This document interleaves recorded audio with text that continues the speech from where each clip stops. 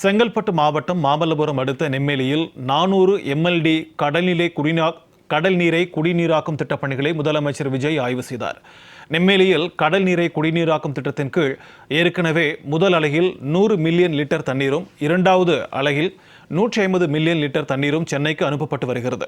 இந்நிலையில் 400 million litre கடல் நீரை குடிநீராக்கும் வகையில் மூன்றாவது அலகுக்கான பணிகள் நடைபெற்று வருகின்றன. தற்போது இந்த திட்டத்திற்கான பணிகள் இறுதி கட்டத்தை எட்டியுள்ள நிலையில் முதலமைச்சர் விஜய் நேரில் ஆய்வு மேற்கொண்டார். திட்டப்பணிகளை பேட்டரி வாகனத்தில் சென்று ஆய்வு செய்த முதலமைச்சர் விஜய் திட்டத்தின் செயல்பாடு, உற்பத்தி திறன், விரிவாக்க பணிகளின் முன்னேற்றம் குறித்தும் அதிகாரிகளிடம் கேட்டறிந்தார். மேலும் முதல் அலகு மற்றும் இரண்டாவது அலகின் செயல்பாடுகள் குறித்தும் முதலமைச்சர் விஜய் கேட்டறிந்தார்.